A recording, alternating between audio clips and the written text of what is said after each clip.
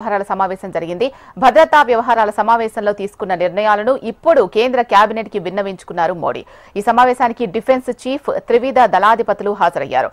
భారత్ ముఖ్య సలహాదారు అజిత్ దోవల్ కూడా హాజరయ్యారు. ఈ సమావేశం తర్వాత ఉగ్ర దాడికి ప్రతీకార చర్యగా తీసుకున్న నిర్ణయాలను ప్రకటించనున్నారు.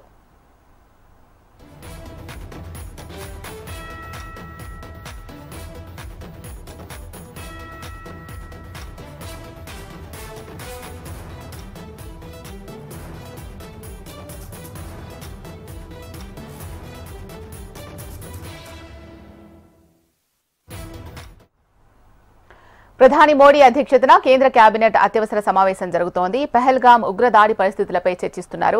ఇప్పటికే ఇదే అంశంపై కేంద్ర కేబినెట్ భద్రతా వ్యవహారాల సమావేశం జరిగింది. భద్రతా వ్యవహారాల సమావేశంలో తీసుకున్న నిర్ణయాలను ఇప్పుడు కేంద్ర కేబినెట్ కి విన్నవించుకున్నారు మోడీ. ఈ సమావేశానికి డిఫెన్స్ చీఫ్ త్రివిధ దళాధిపతులు హాజరయ్యారు. భారత ముఖ్య సలహాదారు అజిత్ దోవల్ కూడా హాజరయ్యారు. ఈ సమావేశం తర్వాత ఉగ్రదాడికి ప్రతీకార చర్యగా తీసుకున్న నిర్ణయాలను ప్రకటించనున్నారు. రైట్, దీనికి సంబంధించి మరింత సమాచారం మా ప్రతినిధి ఆర్కే అందిస్తారు. ఆర్కే, చెప్పండి, ఎటువంటి నిర్ణయాలు తీసుకునే అవకాశాలున్నాయి?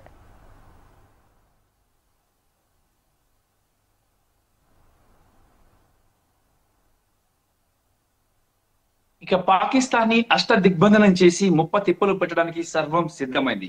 కేంద్ర కేబినెట్ సమావేశాలు దేశ రాజధాని ఢిల్లీలో జరుగుతున్నాయి. వరుసగా 3 కీలక సమావేశాలు జరిగాయి. 3 కీలక సమావేశాల్లో కీలకమైన నిర్ణయాలు తీసుకుంటున్నారు. ఆ పాకిస్తాన్ని దిగ్బంధనం చేసి మట్టి కల్పించడానికి అవసరమైన నిర్ణయాలు చాలా వేగంగా జెట్ స్పీడ్ గా మోడీ పరిగెడుతున్నారు ముందుకి.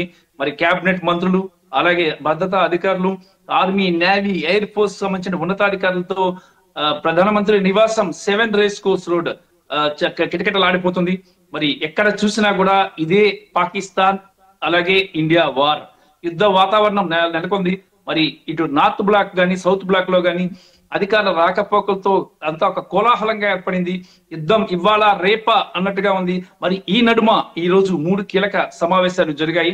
మరి ఈ 3 కీలక సమావేశాల్లో కూడా cabinet committee and security affairs, భద్రతా వ్యవహారాలు, cabinet committee and political affairs, అలాగే ఫుల్ ఫ్లెడ్జ్డ్ కేబినెట్ సమావేశం. మరి ఈ అన్ని సమావేశాల ఉద్దేశం కూడా ఒకటే, పాకిస్తాన్ ని ఎలా మట్టుబెట్టాలి, పాకిస్తాన్ ఉగ్రవాదానికి ఎలా చెక్ పెట్టాలి.